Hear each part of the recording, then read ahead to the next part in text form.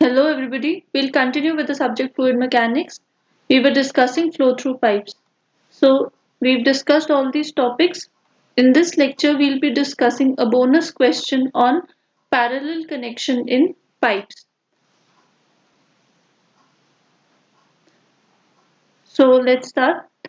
A pumping plant forces water through a 0.5 meter diameter main, the friction head being 25 meters.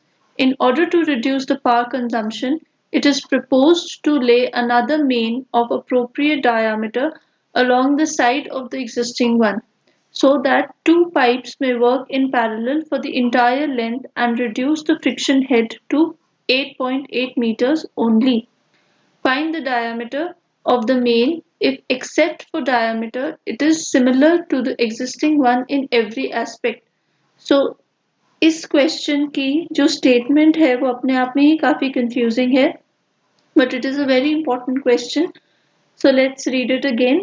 A pumping plant forces water through a 0.5 meter diameter main. So हमें पता चल गया है कि जो diameter है इसको हम diameter main बोल देते हैं वो कितना है पाइप का 0.5 meters.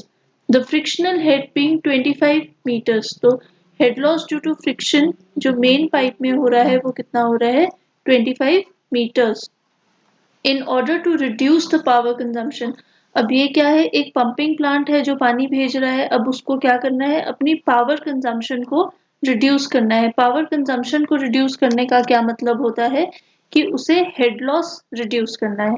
पावर कंजम्पशन कैसे रिड्यूस होती है, by reducing the head loss. आगे बोलता है इट इज प्रपोज टू ले another main of appropriate diameter along the side of the existing one so that two pipes may work in parallel. तो अब बोलता है कि हमने एक और पाइप लगानी है जो पैरेलल में लगेगी existing पाइप के. For its entire length, पूरी लेंथ के लिए हमने क्या लगा देनी है, एक additional पाइप.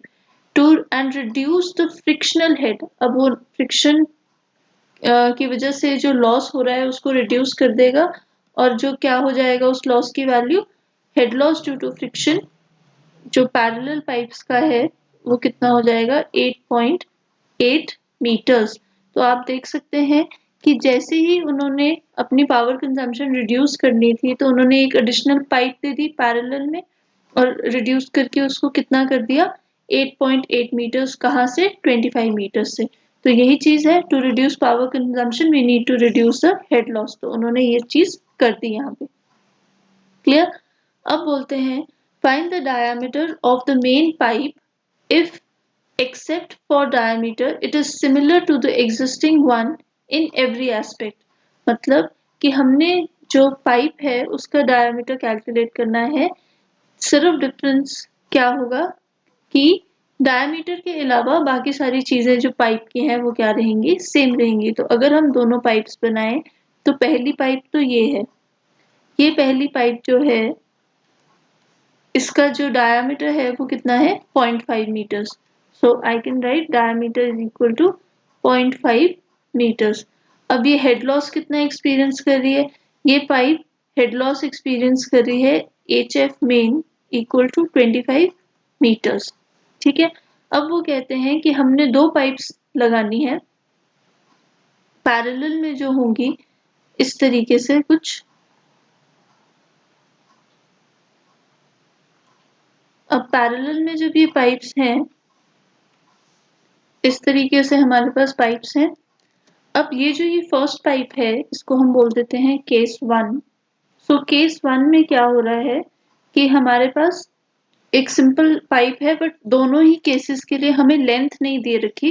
बट ये बोला है कि लेंथ जो है वो दोनों पाइप्स के लिए क्या है, सेम है. क्योंकि जो पैरेलल पाइप्स प्रोवाइड की गई हैं वो इंटायर लेंथ के लिए प्रोवाइड की गई है. तो ये ऊपर वाली जो पाइप है ये तो यही वाली पाइप है तो इसका डायमीटर क्या हो जाएगा 0.5.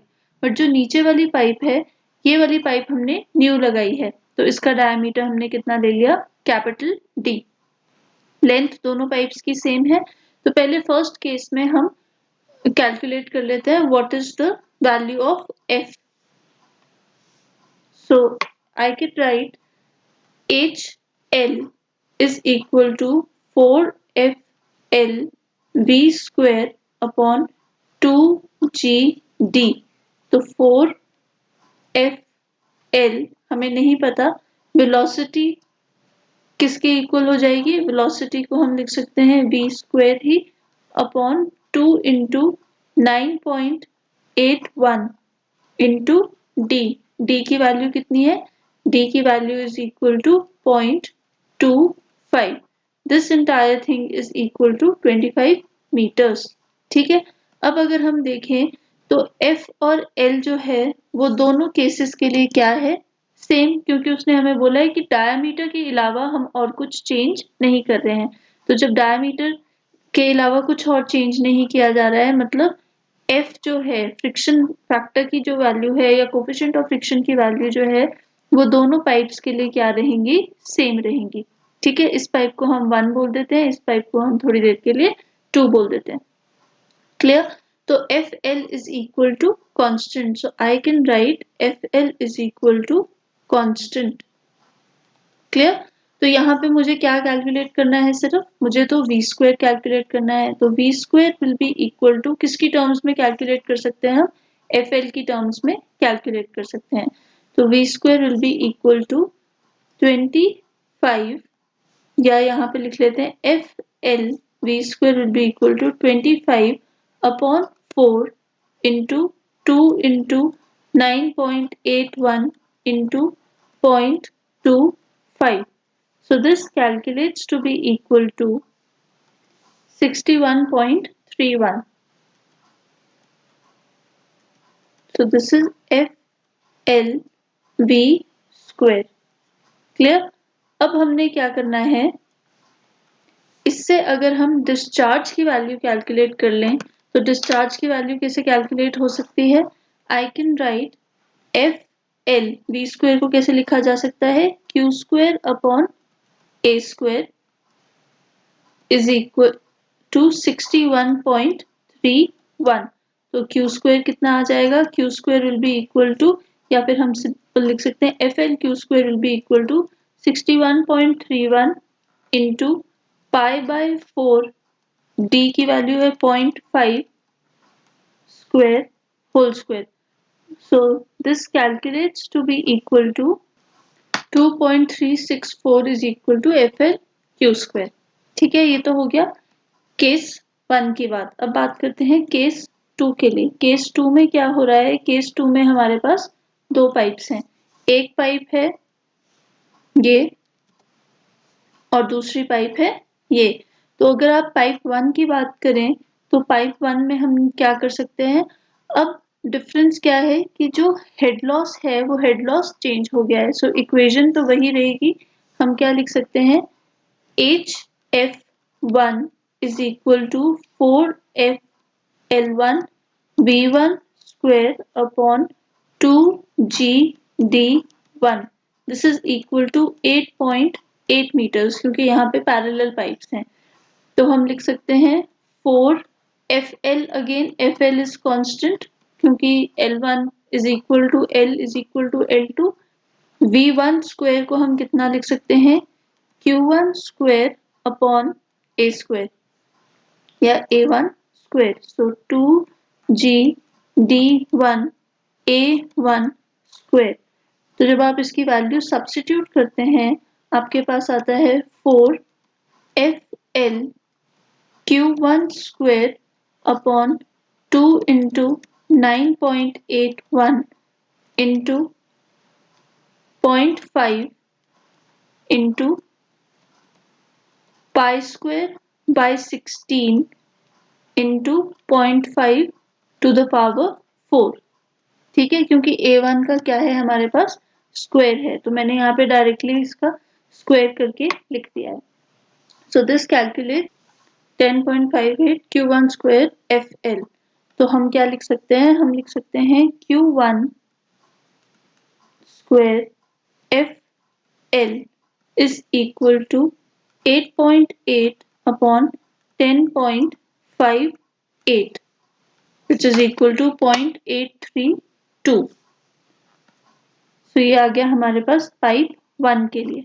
अब पाइप 2 के लिए देखते हैं। अगर हम पाइप 2 की वैल्यू देख रहे हैं तो हमारे पास क्या आता है कि डायामीटर हमें नहीं पता है, बट हमें बाकी सारी चीजें पता है, एफ सेम है, एल सेम है, बस डायमीटर की वैल्यू नहीं पता. So I can write H F two is equal to 4FL Q2 square upon 2G pi square d to the power 5 into 16. तो अब हम क्या निकाल सकते हैं, यहाँ से हम निकाल सकते हैं FL Q2 square. सो इसकी वैल्यू हो जाएगी इक्वल टू 8.8. अब यहाँ पे हमें D की वैल्यू भी नहीं पता, so I can find out FL Q2 square upon D to the power 5 is equal to 8.8 into 2 into 9.81 into pi square upon 4 into 16. So this is equal to 26.625. This is the value of FL Q2 square upon D to the power 5. ठीक है. अब अगर हम देखें तो जो ये pipe है, इस पर्टिकुलर पाइप में जो डिस्चार्ज आ रहा था, जो Q की वैल्यू आ रही थी, उसको हमने बोल दिया कैपिटल Q, और यहाँ पे जो डिस्चार्ज आ रहा था उसको हमने बोल दिया Q1, और इधर जो डिस्चार्ज आ रहा था उसको हमने क्या बोल दिया, Q2. तो एज पर द क्वेश्चन हमने सिर्फ हेड लॉस रिड्यूस करा है, डिस्चार्ज तो अभी भी क्या है, सेम है. तो मैं क्या लिख सकती हूँ, जो डिस्चार्ज फर्स्ट पाइप में था वो डिस्चार्ज उतना ही किस में होगा, पाइप 2 में होगा. सो कैपिटल Q, इसका discharge is equal to discharge through this pipe plus discharge through this pipe, क्योंकि हमने सिर्फ पावर कंजम्पशन रिड्यूस करी है, बाकी कोई चीज रिड्यूस नहीं करी है. तो Q क्या रहेगा हमारे पास, सेम रहेगा. So using that equation capital Q या फिर Q main is equal to Q1 plus Q2. So ये इक्वेशंस हैं जो हमने यहाँ पे डिराइव करी थी इस पर्टिकुलर जगह पे, तो ये मैंने यहाँ पे लिख दी है. अब हम क्या कर सकते हैं, हम फाइंड आउट कर सकते हैं ratio of Q and Q1. So I can right, अगर मैं इस इक्वेशन को बोलूँ इक्वेशन 1 और इसको बोलूँ equation 2, and this can be known as equation 3. तो इक्वेशन 1 और इक्वेशन 2 का अगर मैं डिवीजन करती हूँ, so I get equation 1 upon equation 2. ठीक है. So this is equal to FL Q square upon FL Q1 square. So that is 2.364 upon 0.832, which is equal to 2.841. अब अगर मैं इसको रीअरेंज करूं तो FL और FL कैंसल आउट हो जाएगा, मेरे पास आया है Q अपॉन Q1 का whole square is equal to 2.841. अब मैं दोनों साइड अगर स्क्वायर रूट लेती हूँ तो मेरे पास क्या वैल्यू आती है, I am left with Q upon Q1 is equal to 1.6856. तो हम लिख सकते हैं Q1 is equal to 0.593 times Q. So ये हम ढूंढ सकते हैं, या फिर आप सिंपली यहाँ पे क्या कर सकते हैं कि आप इक्वेशन 2 डिवाइडेड बाय इक्वेशन 1 कर सकते हैं. मैंने Q1 की वैल्यू किस टर्म में निकाल ली, Q की टर्म्स में निकाल ली. ठीक है. तो अब इस इक्वेशन को यूज करके कि कैपिटल Q जो है is equal to Q1 plus Q2, मैं किसकी वैल्यू निकाल सकती हूँ, Q2 की वैल्यू निकाल सकती हूँ. Q2 की वैल्यू क्या हो जाएगी, Q माइनस Q1. क्लियर. सो जब आप इसकी वैल्यू सब्स्टिट्यूट करते हैं तो Q2 की वैल्यू आ जाएगी हमारे पास 0.407 times Q. So this is the second discharge जो पैरेलल पाइप से है. सो अगर हम क्वेश्चन देखें तो यहाँ से इस फर्स्ट पाइप से मेरे पास डिस्चार्ज आ रहा है 0.593 क्यू और इससे आ रहा है 0.407 क्यू। अब हम क्या कर सकते हैं, इक्वेशन 3 और इक्वेशन 2 को डिवाइड कर सकते हैं। इक्वेशन 3 क्या है और इक्वेशन 2 क्या है, हम इन दोनों को डिवाइड करके क्या लिख सकते हैं, आई कैन राइट 625 अपॉन 0.832। अब Q1 और Q2 को हम Q की टर्म्स में लिख सकते हैं, so that is equal to FL। Q2 is equal to 0.407 times Q, इसका स्क्वायर अपॉन यहाँ पे आ जाएगा d to the power 5 into FL। Q1 is 0.593 Q to the power 2, so that is equal to 32.00। FL और FL कैंसल आउट हो जाएगा, Q और Q भी कैंसल आउट हो जाएगा, so I am left with 0.407 square upon 0.593 square into d to the power 5 is equal to 32। तो d to the power 5 कैसे निकाल सकते हैं हम, d to the power 5 will be equal to 0.407 square upon 32 into 0.593 का square which is equal to 0.01472। अब इसमें जब आप इसकी पावर टू द पावर 1/5 करते हैं, यहाँ पे भी आप टू द पावर 1/5 करेंगे तो आपके पास d की वैल्यू आ जाएगी, d is equal to 0.430 metres. तो हम d को कितना लिख सकते हैं, 430 millimetres. So this is the required answer. ये क्वेश्चन थोड़ा टिपिकल है, थोड़ा लेंदी है and it is a tricky question. So आप इस क्वेश्चन को 2 बार देखें and try to understand the concept. So this brings us to the end of flow through pipes. We've discussed all the topics along with their numerical problems. So thank you and stay tuned.